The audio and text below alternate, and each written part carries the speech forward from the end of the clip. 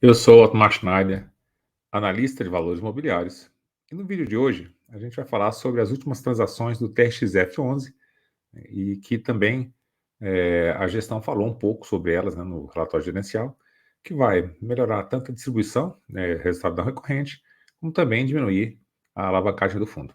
E se você gosta desse tipo de conteúdo, aqui embaixo você encontra links para os meus relatórios de fundos imobiliários de caráter semanal, meus relatórios também de FIP e de FIINFRA e os links também para a nossa comunidade do YouTube. E vamos lá para o nosso vídeo de hoje. Esse foi o último relatório do TXF publicado.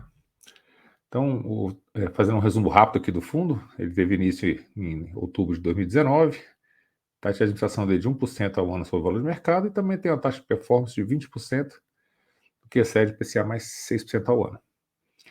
Ele tem 136 mil cotistas e nenhuma vacância, né? Os contratos deles são normalmente de longo prazo. Então, ele assinou um acordo para venda de 8 lojas e aquisição de outras 3 lojas, né? E a gente vai ver qual o volume dessas transações e o que vai ficar de lucro, né, não recorrente para ser distribuído para os cotistas. Então, são 8 lojas dos fundos aqui, o TRXF, TRXB, TRXB, ele é dentro do TRXF, né? A gente vai dar uma olhadinha na estrutura. E aquisição de outras 3 lojas, conforme abaixo. Então, o valor da venda total, né, das lojas, que é principalmente aqui do grupo Açaí, é de 613 milhões. Né? Então, Açaí aqui é de Araçatuba, Macaé, Ipatinga, Vida Brasil. Então, são várias lojas aqui do Açaí. Né? Aqui, loja de Pão de Açúcar em Brasília. E o valor dos... Esse aqui são os desinvestimentos, né, as vendas, 613 milhões. O valor do investimento é 181 milhões nas lojas da Decathlon, né? Além de Campinas, Goiânia e Joinville. Então, o valor da venda ele vai ser recebido pelos fundos e de forma parcelada, né? Vai dar isso aqui, ó, 7,12 por cota. Né? Uma tira aproximada de 14% ao ano. Foi uma negociação bem interessante, ele gerou um lucro bem interessante para os cotistas. Né? Então, o fundo está com a BL total aqui de 604 mil metros quadrados, 57 imóveis, permanência em 14 estados diferentes. E aí a gente vai direto aqui para... Ele fala um pouquinho aqui dos mercados, né? Tem muita coisa interessante. E aqui, né, as parcelas, como é que vai ser? Normalmente, quando os fundos eles vendem ativo com lucro, eles parcelam, né, esse lucro para você poder distribuir, né, para o fundo poder distribuir isso semestralmente. Então aqui a primeira parcela, né, ele já pega o principal, né, para poder fazer outros investimentos. Então vai ser a maior parte aqui a receber, vai ser junto com a primeira parcela, né, de 603 milhões 495. Então vai ser já na data de superação das condições precedentes. A segunda parcela aqui, ó, vai ser 6 meses depois da parcela 1, né, no valor de 59 milhões. Depois, 6 meses após a parcela B, né, outros 29 milhões. E 6 meses depois a parcela C, outros 29 milhões. Né? Então, vai ser recebida aí em 4 parcelas, sempre semestralmente. Né? Por quê? Porque o fundo imobiliário ele tem obrigação de distribuir semestralmente os lucros. Né? Então, se ele tivesse feito tudo para receber dentro de 6 meses, ele teria que distribuir todo o lucro dentro desses 6 meses. Então, eles recebem parcelado, né, facilita na questão da venda e também a distribuição desse lucro de forma parcelada ao longo dos semestres. Né? Então, é uma estratégia que os fundos imobiliários acabam usando para ter uma folga de receita aí ao longo de um bom tempo. Né? Então, eles vão distribuir um pouco a mais ao longo desse tempo. Então, os valores atuais aqui do fundo, né, tem 37% de alavancagem, né, e vai ficar em torno ali de 25% após a transação, vai diminuir bem a alavancagem do fundo, né, vai ter uma redução de 33%.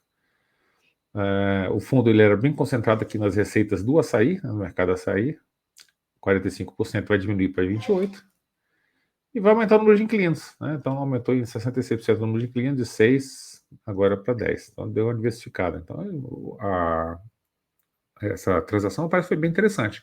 Então, ele aumentou a quantidade de inquilinos, né, diminuiu a alavancagem, que a alavancagem dele era bem alta, né, 37% do fundo, e melhorou, né, vai melhorar aqui essa questão diminuindo diminuindo a alavancagem, melhorando a diversificação. Aqui ele fala um pouquinho das lojas, demonstração do resultado do exercício do fundo, né? Então, o resultado operacional por cota aqui, 11,93. Nos últimos 12 meses foi 157 milhões, né? Total de receita de 212. E teve uma despesa, né, de 15. Então, a despesa, né, é bem menor do que a receita, né? Então, não chega a 10% da receita. Só que a despesa financeira, que é com o CRIs, acaba levando aqui, né, o total de despesa do fundo, aí machuca um pouco o resultado. Então, diminuir a alavancagem é sempre interessante. Tem aqui o histórico de distribuição por cota. A gente vê que semestralmente ele tem que distribuir esse lucro que tiver sobrando, né? Então tem umas distribuições maiores. E ao longo do tempo, né, a gente vê que a distribuição foi melhorando, 0,85, 0,85, chegando aqui a 0,90 aqui, né, de maio de 23 para cá. Então deu uma melhorada aí na distribuição do fundo também. Valor histórico, retorno acumulado. Então, retorno acumulado do fundo é interessante, né? O TRX Mercado, né, está com uma performance bem interessante, próximo que já também ao IPCA mais 6, que é o benchmark do fundo. Aí tem algumas alocações de recursos, o TXB faz parte aqui do fundo, 29,6%. Perfil dos imóveis aqui, maioria de varejo, né, loja de varejo de rua. E a maior parte aqui desse tipo de contrato aqui são contratos atípicos, né, por isso que o fundo não tem vacância. A maioria das lojas aqui também é atacadistas. Aí tem a diversificação aqui por inquilinos. Aqui tem a diversificação pelos 14 estados aqui, né? Então ele fala que de todos os estados aqui que ele tem concentração, e a maior concentração, né, dentre eles aqui, São Paulo está com 31,28%. Aí aqui tem total de as multas e tal. E aqui tem o vencimento, né, dos contratos aqui de locação, né? Então, o prazo médio de contrato aqui de 14 anos, 2030 tem o vencimento aqui de 4,75%, mas o grande vencimento aqui é a partir de 2035, né, 43%. E depois de 2041, mais todos os outros 40%. Então, contratos ainda, né, com 14 anos em médio, né, de vencimento, então, um contrato ainda com bastante tempo pela frente. Aí aqui a estrutura do fundo, TRXF e TRXB, então o TRXB está dentro do TRXF. O TRXB foram os imóveis adquiridos do Grupo Pão de Açúcar em 2020, né? São 3 lojas de Pão de Açúcar e 13 açaí. Então, eles foram adquiridos dessa forma. O total investido do ativo, então, do fundo hoje está perto de 2,4 bi, só que tem um saldo devedor de 895 milhões, né? Corresponde a 37%. E aí, né, com o pagamento aí dos CRIs, diminuição da alavancagem, ele deve melhorar a questão dos resultados. E depois aí ele fala um pouquinho das lojas aqui, são diversas lojas aqui, principalmente aqui no Grupo Pão de Açúcar, né? Em diversas cidades aí, Pão de Açúcar, o Grupo Açaí, né? É o mesmo grupo aqui que o fundo comprou as lojas, né? Tá dentro também do TXB. Então é isso, né, que a gente tinha para o vídeo de hoje, falar um pouquinho dessa transação do TRXF, que é um fundo importante na área de varejo, né, dos fundos imobiliários de varejo de rua.